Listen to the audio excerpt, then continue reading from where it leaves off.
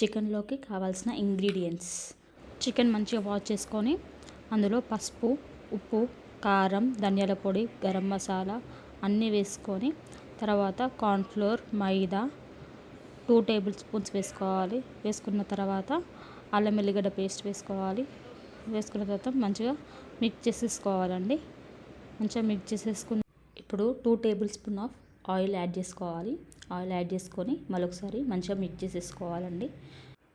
ఇప్పుడు 2 eggs add చేసుకోవాలండి చికెన్లోకి. Eggs ఎందుకంటే ఇప్పుడు కార్న్ఫ్లోర్, మైదా వేసుకున్నాం కాబట్టి ఎగ్స్ వేసుకుంటే ఆ చికెన్కి ఇదంతా పడుతుందన్నమాట. ఇప్పుడు ఇందులోకి ఒక 1 లెమన్ వేసుకోవాలి. వేసుకొని మంచిగా మిక్స్ చేసేసుకొని ఒక 20 to 30 మినిట్స్ మ్యాగ్నేట్ చేసేసుకోవాలి. ఇప్పుడు డీప్ ఫ్రైకి ఒక ప్యాన్ పెట్టేసుకొని అందులో ఆయిల్ వేసేసుకొని హీట్ అయ్యే వరకు చూసుకోవాలి. హీట్ అయ్యాక ఇప్పుడు మ్యాగ్నేట్ చేసిన చికెన్ని అందులో వేసేసి మంచిగా ఫ్రై చేసుకోవాలి. గోల్డెన్ బ్రౌన్ వచ్చే వరకు మంచిగా ఫ్రై చేసుకుందాము. ఇందులోకి కర్రీ లీవ్స్ కూడా యాడ్ చేసుకుంటే టేస్ట్ అనేది చికెన్లోకి కూడా పడుతుందన్నమాట.